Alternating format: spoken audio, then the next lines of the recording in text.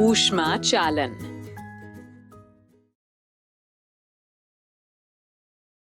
इस वीडियो में हम सीखेंगे चालन, परिभाषा एवं प्रक्रिया, ऊष्मा सुचालक एवं कुचालक।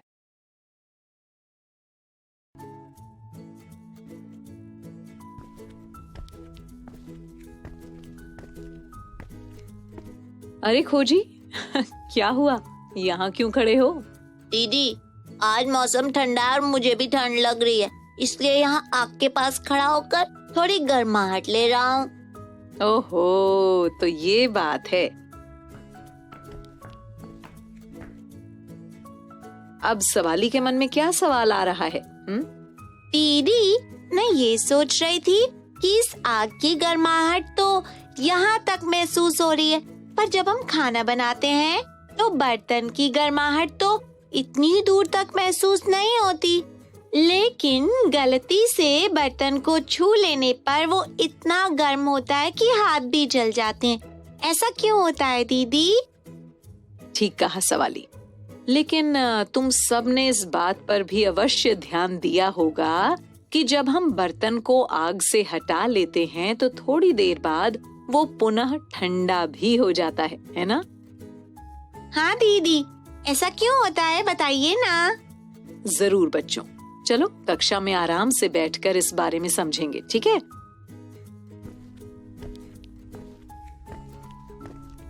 आप बताइए ना दीदी। बच्चों, ये सभी क्रियाएं ऊष्मा के स्थानांतरण या संचरण यानी ट्रांसफर ऑफ हीट के कारण होती हैं। ऊष्मा का संचरण वो क्या होता है दीदी? संचरण मतलब एक स्थान से दूसरे स्थान तक स्थानांतरित होना या जाना।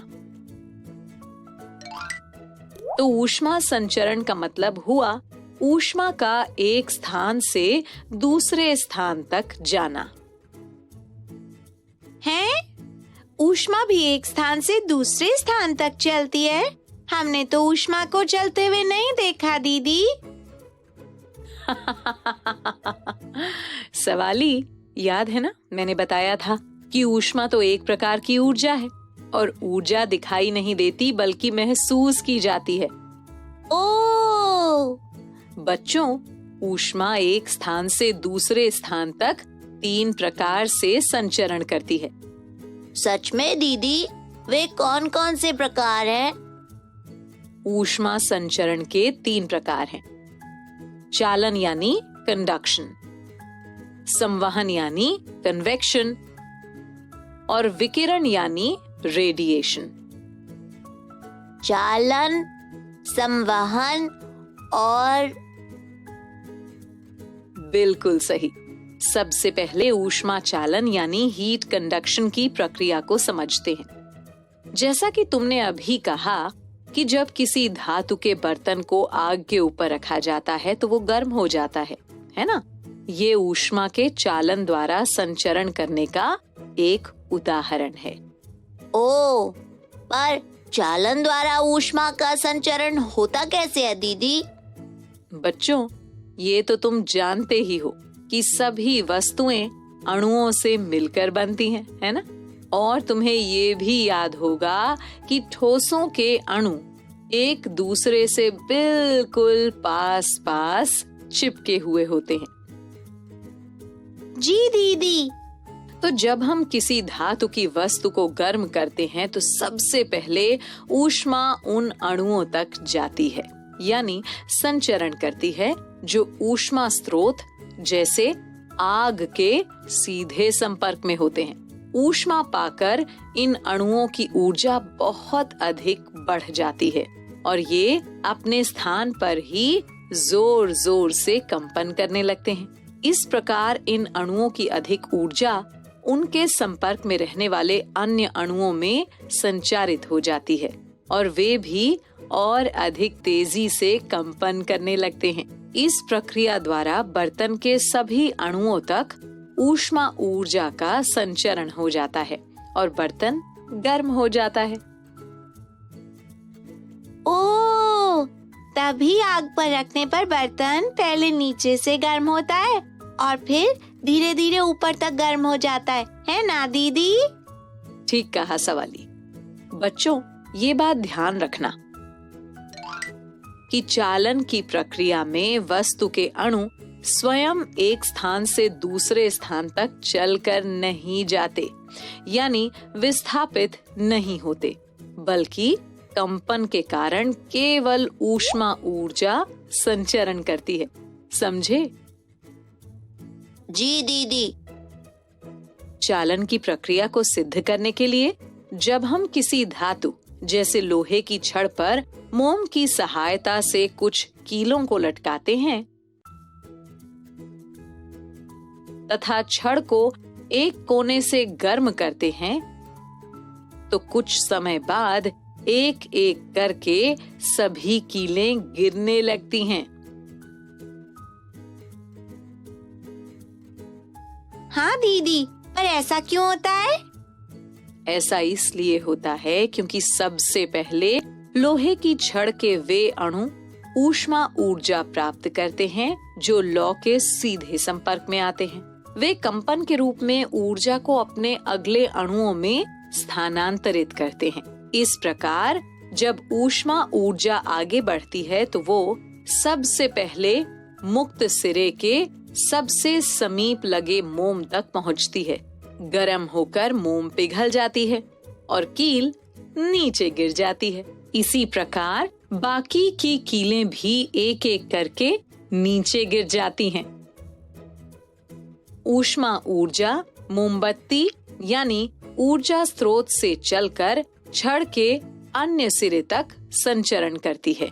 इसलिए छड़ पर लगा मोम क्रमशः पिघलने लगता है और कीलें क्रमशः नीचे गिरने लगती हैं।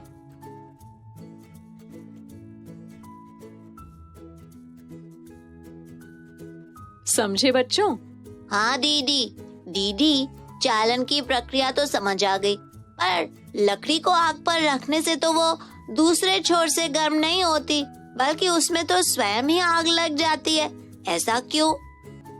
ऐसा इसलिए होता है क्योंकि लकड़ी ऊष्मा की कुचालक होती है। याद है ना, मैंने ऊष्मा के कुचालकों और सुचालकों के बारे में बताया था। जी दीदी, जो वस्तु ऊष्मा को स्वयं में से प्रवाहित होने दे वो ऊष्मा की सुचालक कहलाती है, और जो वस्तु स्वयं में से ऊष्मा को प्रवाहित न होने दे वो ऊष्मा की कुचालक कहलाती है। बिल्कुल सही। और हमने एक क्रियाकलाप भी किया था जिसमें अलग अलग पदार्थ से बनी वस्तुओं को गर्म पानी में रखा था और कुछ देर बाद स्टील के चम्मच तथा लोहे की छड़ का बाहर वाला सिरा भी गर्म हो गया था, जबकि लकड़ी की डंडी और प्लास्टिक के स्केल का दूसरा सिरा पहले जैसा ही ठंडा था। हाँ दीदी, पर ऐसा क्यों होता है? बच्चों, ऐसा इसलिए होता है क्योंकि लकड़ी एवं प्लास्टिक ऊष्मा कुचालक के उदाहरण हैं, यानी वे ऊष्मा को स्वयं में से प्रवाहित नहीं होने देते, जबकि स्टील और लोहा ऊष्मा सुचालक के उदाहरण हैं, यानी वे ऊष्मा को स्वयं में से प्रवाहित होने देते हैं। अब याद रहेगा दीदी। जानते हो बच्चों, ऊष्मा के सुचालकों एवं कुचालकों की दैनिक जीवन में अनेक उपयोगिताएं हैं। कौन कौन सी उपयोगिताएं दीदी? ज्यादातर भोजन पकाने के लिए जिन बर्तनों का उपयोग किया जाता है वे तांबे, एल्यूमिनियम, पीतल आदि यानी सुचालकों द्वारा बनाए जाते हैं। इनमें पकने वाले भोजन तक अधिक ऊष्मा पहुंचती है और वो जल्दी पक जाता है। हाँ दीदी, और आपने बताया था कि बर्तनों के हैंडल प्लास्टिक के बनाए जाते हैं क्योंकि वो कुचालक होते हैं और उससे हमारे हाथ नहीं जलते। बिल्कुल सही कहा खोजी। इतना ही नहीं, हम ठंड में जो ऊनी कपड़े पहनते हैं ना, उनमें ऊन तथा ऊन के रेशों के बीच उपस्थित वायु ऊष्मा के कुचालक होते हैं। इसलिए वे हमारे शरीर की ऊर्जा को बाहर नहीं जाने देते और हमें गर्म रखते हैं। वाह दीदी, ये तो बहुत रोचक बात पता चली आज। अच्छा, तो अब जब ऊष्मा चालन एवं ऊष्मा के सुचालकों एवं कुचालकों के बारे में समझ गए हो, तो चलो मेरे कुछ प्रश्नों के उत्तर दो। पूछिए दीदी। तो बताओ कि ठोस, द्रव अथवा गैस में से चालन द्वारा ऊष्मा संचरण किसमें होता है? ये तो नहीं पता दीदी, आप ही बता दीजिए ना। अच्छा चलो बताती हूँ। बच्चों, चालन द्वारा ऊष्मा का स्थानांतरण केवल ठोस में होता है। अच्छा, अब मान लो मैं कागज को मोड़कर उसमें जल भर दूं और कागज को सावधानी पूर्वक एक मोमबत्ती के ऊपर रख दूं, तो पहले कागज जलेगा या पानी गर्म होगा? पता नहीं दीदी, शायद कागज ही जल जाएगा। नहीं बच्चों, वास्तव में कागज बहुत पतला होता है, इसलिए आग से प्राप्त ऊर्जा कागज से स्थानांतरित होकर जल में चली जाती है। इस कारण कागज का ताप बढ़ता ही नहीं और कागज नहीं जलता। ऐसे ही बर्फ की सिल्ली को पिघलने से बचाने के लिए उसे बोरे से ढक दिया जाता है। पर उससे क्या होगा दीदी? बोरा ऊष्मा का कुचालक होता है, इसलिए वो वायुमंडल की ऊष्मा को बर्फ तक नहीं पहुंचने देता और बर्फ जल्दी नहीं पिघलती। वाह दीदी, आज तो बहुत सी रोचक बातें पता चली। तो चलो अब मैं चलती हूँ, फिर मिलेंगे ऐसी ही कुछ और नई रोचक जानकारियों के साथ, ठीक है?